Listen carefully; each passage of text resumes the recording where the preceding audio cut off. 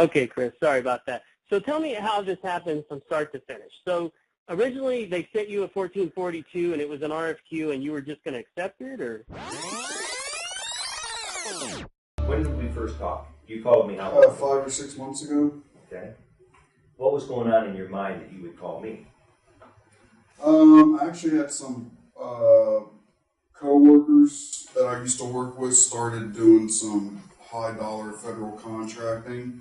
I've been wanting to get back into it for a while, and someone emailed me your LinkedIn. Okay, off LinkedIn. Off LinkedIn. And so what did you look at my profile or something? Yeah, just started checking you out. Okay. Seeing what was going on. Saw some of the videos. Called you up, talked to you, figuring out, what the real deal was, and if it was a scam. So ultimately you decided to come here. So what put you over that doubt factor and you decide, okay, I got to go to Austin? If somebody who had that kind of experience doing what I did, and see if there was something else I could learn, seeing if there was a better way of doing what I had been doing already, then I think it was worth it. So now, give us your assessment of the last 3 days. It's outstanding. I learned a lot of things that I didn't know. That cost me a lot of money. If somebody would have taught you this when you started doing government contracting, what would it have been worth financially? Priceless. Priceless? Priceless. No, I wasn't going to sign it until you guys told me I was good to go. Because last week, when I told you I got the job, you said, all right, send me the paperwork and let me review everything before you sign it. I said, okay. So she sent it over. I forwarded it to you, and then you said, no, you're $9,000 too high there for that. So I called her, I wrote her, and I said, look,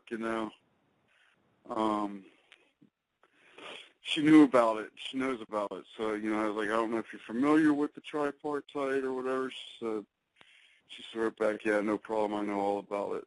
I'll send over the new one tomorrow. Okay, and then how did you, tell me about, how did you put your bid together? Did you get a sub bid first, or did you estimate it yourself? Yeah, well, actually, I was one of 2 bidders on this job, and I went through. I got all the sub. It's like an athletic floor that we're doing in a gymnasium. So I went up and looked at the job, and it's really easy. They have like a little plastic lock-in tile down. So I'll just take that up myself and throw it in the garbage. And the flooring crew is going to come in. Now, I did a little of my old school stuff, so I went through and started getting all the bids from all the different manufacturers. Well, really fast, I found out there was another bidder. I found all of his subcontractors that he was using, and I got all of his prices. Then I went and found subcontractors that he wasn't using, and they wound up coming in lower. So, I pretty much brought myself in right under where I knew his number was going to be at. Oh, man, that's awesome. That's how I used to do it back in the old days. Now, I would take it one step farther when I, and start buying down the contracts, but this lady that I've been dealing with before, I'm not going to do that with her because she gave me such an awesome price up front. I mean, I'm charging now it was $160, and her cost is $73,000. So it's going to cost you $73,000, and you're going to make you get the contract to work for $149,900.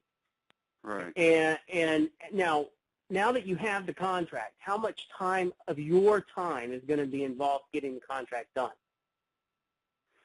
You mean like physical work time? Yeah, you had to put the bid together. That probably took, 3 hours?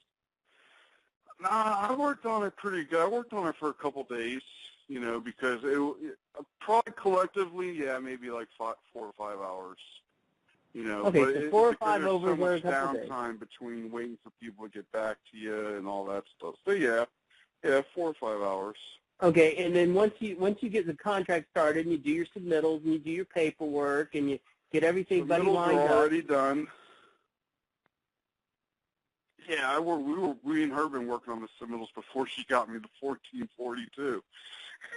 Okay, so you want to be ready to go because you've got a lot of money that you can get here. So the faster you can get started, the faster you can bring it in. Yeah, you're talking. I mean, now I think we're looking at like a $68,000 profit. Okay, and then over what, a 10-hour period of your physical time? Yeah, well. So $6,800 per hour. Basically. Yeah, I don't know. I mean, the GC Expert system that Doug and I put together on how to do this stuff, is there anything better? No. That's what I told you, though.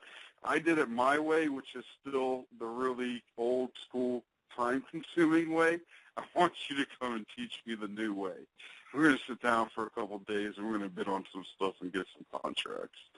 Fantastic, because I don't know if you know this, but I got a letter from Jeremy Barrett, who runs a company that's very similar to you, and he said that before I got Sean up at my office, I had been doing this amount of work, but in the 2 months after Sean was here, I got over $330,000 worth of contracts. Wow. So I'll send you a copy of that letter probably tomorrow. That's awesome. Yeah. You know, I'm unemployed. I had to go all in. You know what I mean? And things when I came to Texas, you know, I was going to do it really behind the scenes. It all blew up in my face, and I was scared, man. So I'm like, oh my God, I don't have an income. I don't have any jobs. And this one, since the day I saw it, because it's right down the street, I mean, it's basically 45 minutes from my house, because in Bristol, I was like, man, I just spearheaded. I had to get that job. I didn't realize it was going to be so fat and profit. You know? So you were unemployed, out of work, you go all in with the GC Expert system, and then the first one out of the gate, this is the result. The first job I bid on, I got. Chris, the first job. I have turned in 4 or 5 others since then, but that was the first job I bid on, and we got it. Well, congratulations. Thanks, man. So then the next question I have is, once you get to 1442, she's going to turn that around, tomorrow? So then the next step is we'll get the tripartite escrow agreement put together? Yep. Okay. And are you going to have one sub or multiple subs? Just one sub.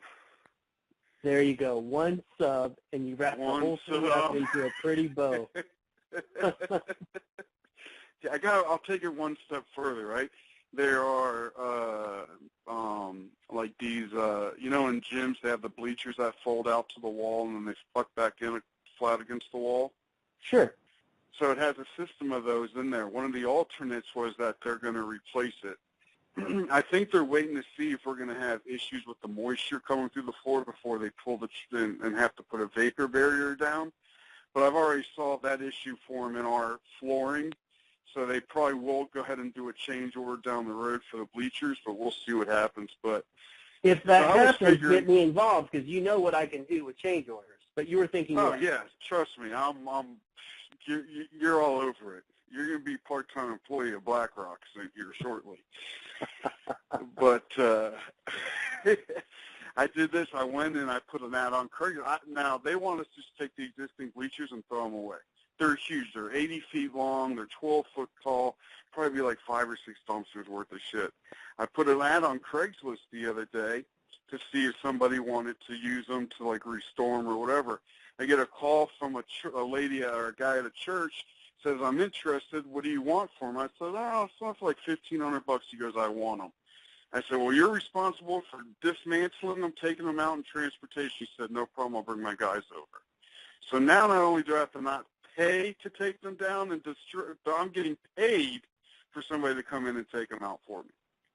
Now, let me ask you this. Based on the stuff that you've seen through the GC Experts program and how Doug and I solve problems like that, do you kind of feel like it was influenced by that, or do you kind of feel like this was your own thought? No, definitely from what I learned stuff in the class on how to do things. I would have never done that before. Never. I'd have been out there with sawzalls and a crew of little guys, and we'd have been chopping that thing up, putting it in the dumpster for sure. Dude, that is so awesome, man. I'm so happy for you. I can breathe. So much to say, I can breathe. Absolutely. Well, now you need to go out and get a whole bunch more contracts, man. That's it. You know, another 10 of those, and we'll be good for the rest of the year. I hear you. All right? Yep, absolutely. Thanks, buddy. I appreciate your help. I'll send this stuff over to you tomorrow. Okay, Chris, sounds good. Now, keep in mind, I'm flying to San Francisco first thing in the morning, so I'm going to be gone the first 4 hours of the day. Well, you know, I'm a man in high demand. And, I know you are. So, but I'll have all my computers, laptops. I'll be able to afford you, so that'll be good to go. We'll be good.